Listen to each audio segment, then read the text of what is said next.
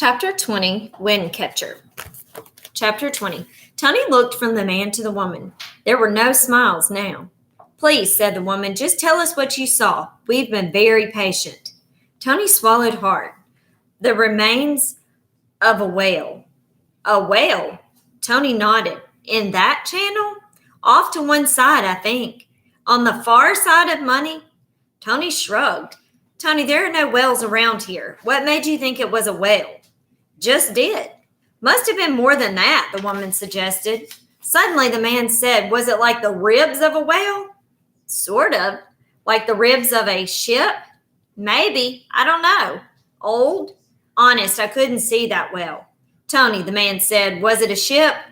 Tony's voice was small. "I couldn't tell." "But you think so," the woman said. The woman and the man studied Tony, then looked at each other. The man reached forward and turned the motor on again. "Okay, Tony, you said on the far side of Money Island."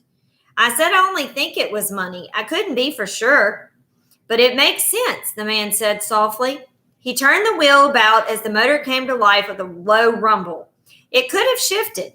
"Where are we going?" Tony asked apprehensively. "Swallows Bay," the woman replied. "Eventually," the man added. "Was it the Swallow?" Tony asked.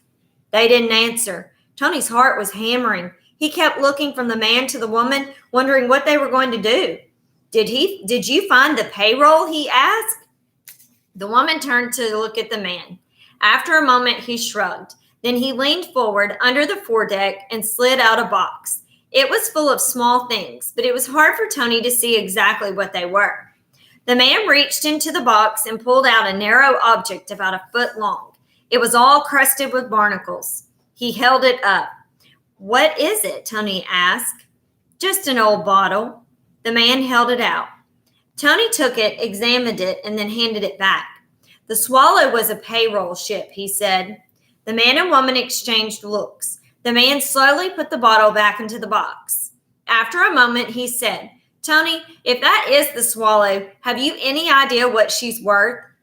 Tony, holding tightly to the seat on which he was sitting, shook his head. "It could be nothing," the woman put in. "Just bottles like that." "Or," the man added, "$1 million. $1 million bucks, maybe more." Tony said nothing. It was the woman who said, "You're right about money. All our research points that way. It seems like Ezra Littlejohn was on a British ship called the Swallow, a payroll ship. He wasn't captain. We think he was quartermaster. Apparently the ship got caught in a storm, was driven up against the islands, and went down. Littlejohn survived. After the revolution, he came here and spent his life looking for her." "I knew most of those things." "How?" "I figured it out." Again, there was only the sound of the motor. Then Tony said, "It belongs to the state."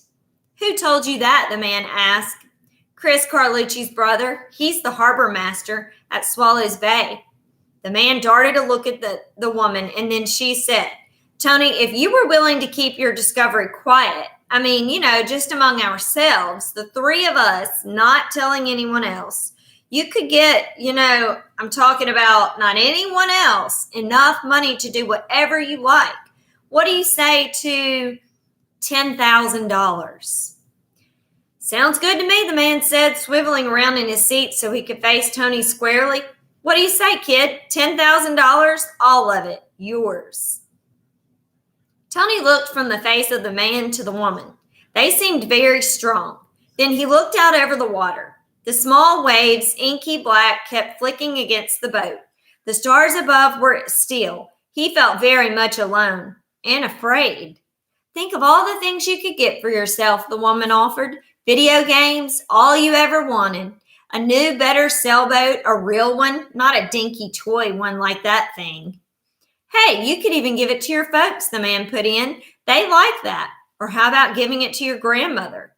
The woman put in, her voice growing somewhat angry. "What's the government going to do with a chest of old money?" The man snorted. "Gobble it up." "Look, Tony," the woman said, "we've been looking for this for a long time. Going through libraries, doing research, diving out here a lot, a whole lot, in the cold, in the heat." "Do I have to decide now?" Tony asked. Look at it this way, Tony. The moment you tell anyone else about what you saw, that's it. It'll be gone. What do you mean? The government, greedy politicians. Tony asked, what are you going to do with it? Put it into a museum, the man said quickly. Right, the woman hastily agreed. We want to put it on display so everybody can see it.